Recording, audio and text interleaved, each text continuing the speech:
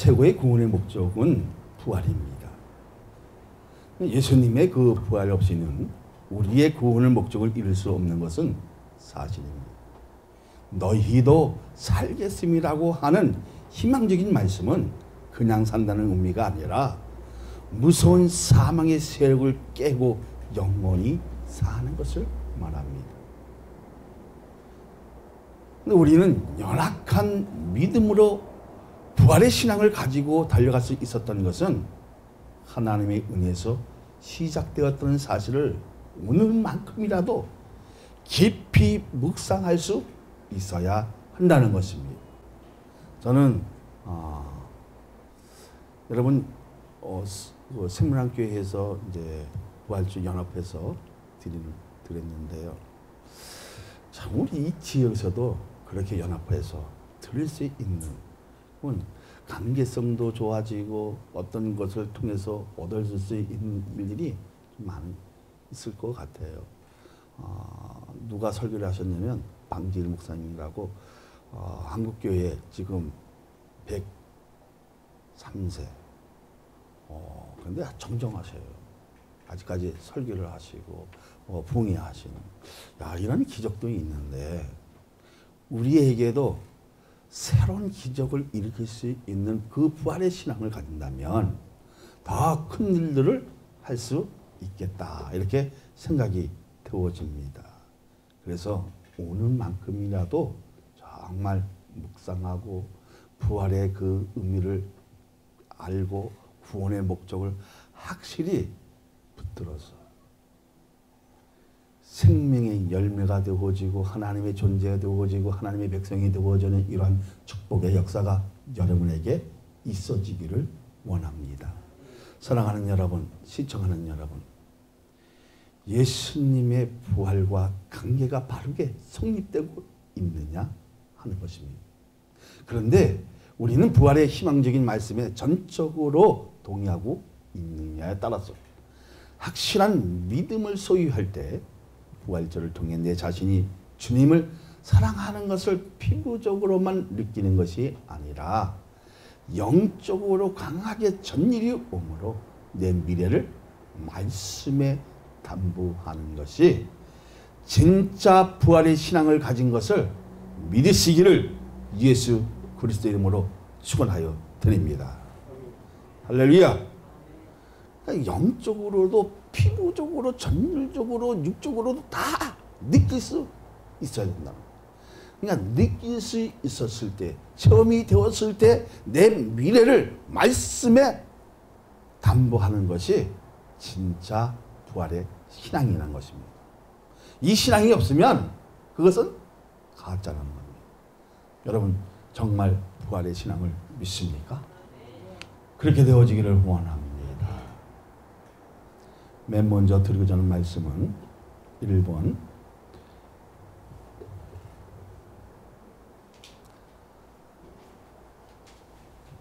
우리가 영원히 살 수 있는 이유는 무엇입니까?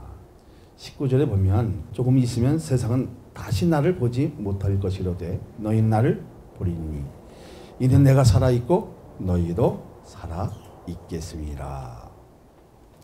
믿어지면 네, 할렐루야. 예수님의 그 죽음으로 끝나지 않고 이는 내가 살았고 엄청난 선언은 앞으로 살겠다는 예언이 아니라 영원한 생명이 되시는 나는 말씀에 동의하고 있느냐 하는 것입니다. 그 말씀에 동의하고 있습니까? 이것은 우리의 육체와 영혼과 모든 것을 다 책임질 수 있는 그 능력은 말씀에 있지만 그 부활의 신앙을 통해서 영원성을 말하는 것입니다. 할렐루야. 그냥 입으로 사는 것이 아니라 내 미래를 책임질 수 있는 그 능력은 말씀 속에 있지만 그 말씀으로 누구를 살리셨다? 우리를 살리셨다는 겁니다. 할렐루야. 그러니까 이러한 믿음을 소유할 때 내 안에 예수님이 계시는 것을 확신하느냐? 확신하느냐 합니까? 그 흐르는 연약한 믿음 같은데 내가 말씀에 헌신하고 있다는 그 증거는 영원히 살 수 있다는 믿음에서 나오는 것입니다. 정말 하나님이 살아계심을 여러분 믿습니까? 세상 사람들은 하나님이 보여달라는 자에게 보이지 않는 하나님에 대한 증거들을 어떻게 증거할 수 있겠느냐. 그래서 변증 법적 증거가 있지요. 이런 것은 뭐냐면 존재론중이라고 하는데 그 안셀름은 하나님의 개념으로부터 하나님의 실제적 존재를 증명할 수 있다고 했습니다. 자, 우주론적 논증은 토마스 아퀴나스로 대표되는 이 논증은 인간 논증에 하는데 현존하는 우주의 하나의 결과로 생각하고 그것의 첫 원인으로서 하나님의 존재를 증명할 수 있다고 했습니다. 그러면 목적론적 논증이 있는데 페일리오 같은 사람은 세상의 조화와 실수로부터 하나님의 존재를 유추적으로 증명할 수 있다. 도덕론적 논증이 있는데 칸트는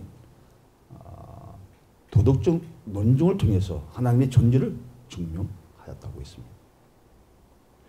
자, 여기에는 양심론과 도덕적 질서론이 등이 포함되어 있습니다. 여기에는 양심론과 이런 것이 포함이 되어 있지만 우리에게 가장 중요한 것은 예수 그리스도를 믿음으로 증거할 수 있는, 말씀으로 증거할 수 있는 이것이 위대한 것이라는 겁니다. 믿습니까?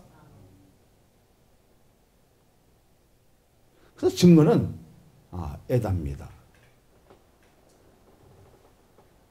그러니까 재판사에게 증인들의 구도적 혹은 문서 증언 가장 중요한 증거의 수단입니다. 그럼 우리에게 가장 중요한 증거는 뭐예요? 예수 그리스도를 하나님의 아들이라고 고백하고 있는, 그렇게 믿습니까? 그렇게 됐을 때 가장 중요한 것은 뭐냐면 예수가 나의 그리스도죠, 하나님의 아들이라고 고백하는 자에게 뭐를 선언한다? 너는 죄가 없다고 선언하는 것입니다. 그러면 우리가 추구해야 할 삶이 무엇입니까? 20절, 21절을 한번 다 같이 읽어볼까요? 그날은 내 아버지 안에 너희가 내 안에 내가 너희 안에 있는 것을 너희가 알리라. 나의 계명을 지키는 자라야 나를 사랑하는 자니 나를 사랑하는 자는 내 아버지께 사랑을 받을 것이요 나도 그를 사랑하여 그에게 나를 나타내리라. 아멘. 할렐루야. 나는 연약한 작은 믿음으로 성령이 내게 오실 때에 하나님의 아버지와 예수 그리스도와 나와 하나가 될 수 있는 그 신앙은 성령의 능력에서 이루어지는 것을 믿어지면 내 안에 있는 하나님의 그 능력은 말씀으로 헌신할 때 예수님은 그를 사랑하여 그에게 나타내려 하는 의미 속에 말씀 안에 모이고, 할렐루야, 서로 사랑하는 법을 알 때 우리 안에 예수님이 계시다는 것을 알 수 있는 것은 말씀 중심으로 살고 있느냐는 것입니다. 왜 나에게서 예수님이 나타나야 하는 이유는 믿음의 공간에서 말씀으로 붙들면 능력과 축복과 은혜와 기쁨이 저절로 나타날 때 우리가 하나님의 성전이 되고 하나님의 능력이 나타나는 곳이 되기 때문인 줄 믿으시기를 예수 그리스도의 이름으로 축원하여 드립니다.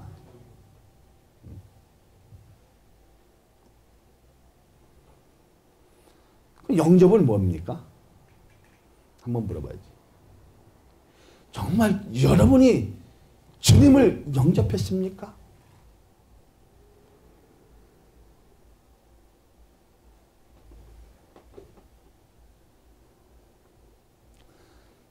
3절을 한번 우리 같이 읽어볼까요? 시작. 가서 너희를 위하여 거처를 예비하며 내가 다시 와서 너희를 내게로 영접하여 나 있는 곳에 너희도 있게 하리라. 이 영접이라는 것은, 영접하였다는 것은 뭐냐면 파라남마노인데 함께 뜻인 파라, 그러니까 함께 한다는 것은 뭐냐면 파라인데 데리고 가다는 것입니다. 누구를 데리고 가는 겁니까?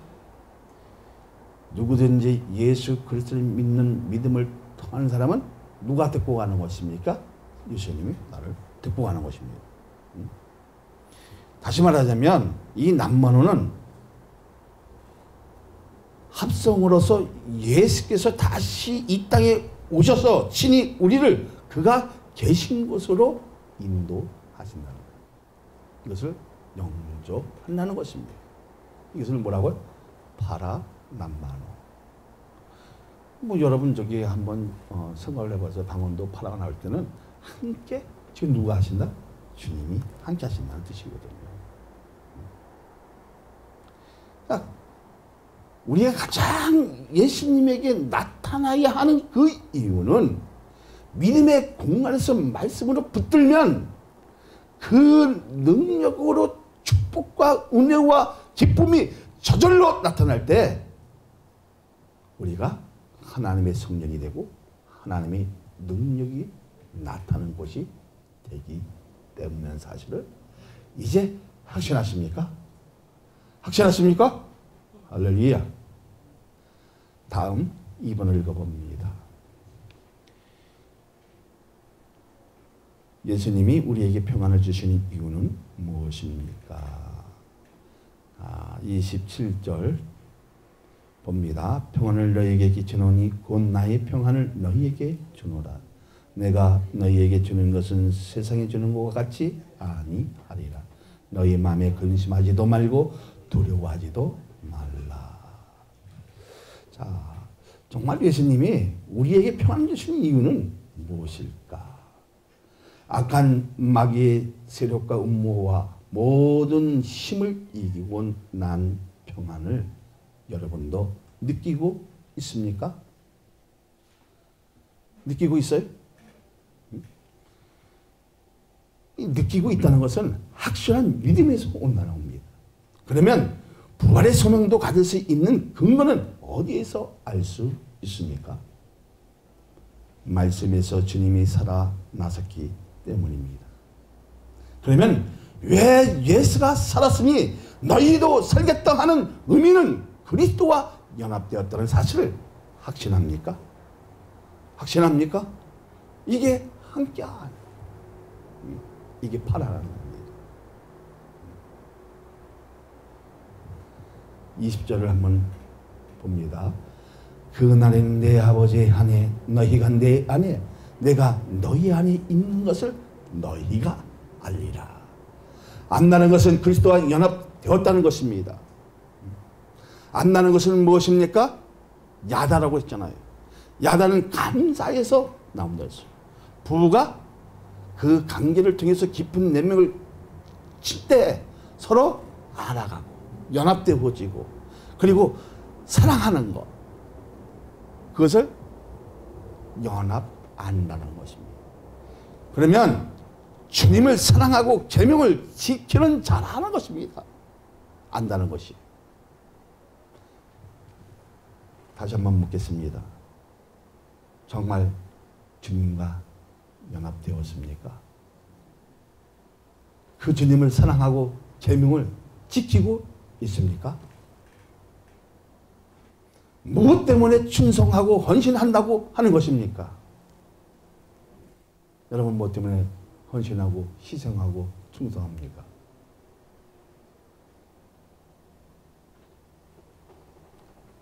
그리스도와 연합되었기 때문입니다.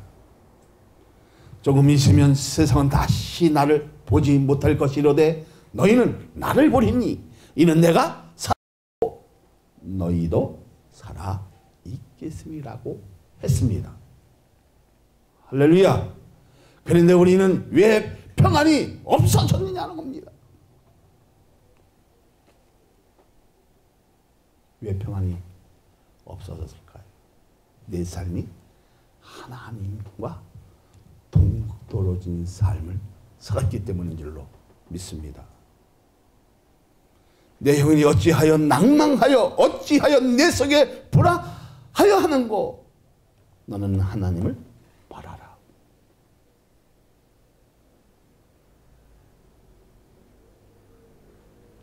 우리의 인생이 하나님을 떠나 살 때 마음이 불안해지고 참 평안이 없어진다는 것입니다. 그러면 어떻게 해야 평안을 얻을 수 있다고요? 하나님과 화목해야 평안해진다는 겁니다. 그러니까 우리 마음이 불안한 것은 하나님을 떠나 있고 범죄하여 하나님과 원수되어 있기 때문에 불안해지고 금심해지고 떨고 있다는 거예요. 근데 주님은 뭐랬습니까? 나와 연합한 자는 금심도 또 뭐도 불안하지 말라고 했습니다.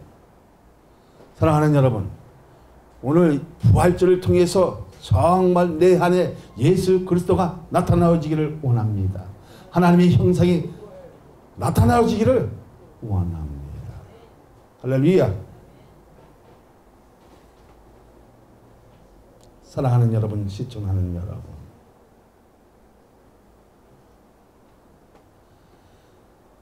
주님과 연합한 자에게 부활의 소망을 주시고 부활에 힘하는 자에게 반드시 주님의 계명을 지켜야 한다고 했습니다.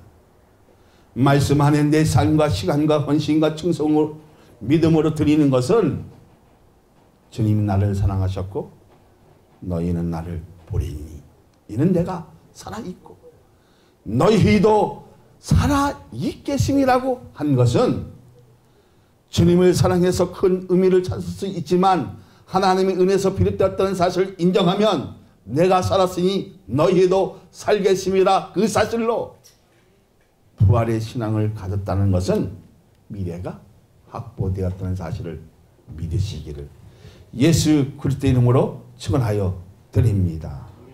할렐루야. 호도스. 그러면 자연적으로 하나님이 생명의 길로 인도하시는 줄로 믿습니다. 그러니까 이러한 일들이 우리에게 있어지면 나함 히브리로 하나님이 말씀을 통해서 만져서 게름을 잊게 하는, 그러니까 근심이 사라지게 하는, 우리의 신앙을 가졌다 해도 게름이 오고 근심이 와지고, 근데 말씀을 통해서 위로를 받아 안 받아요?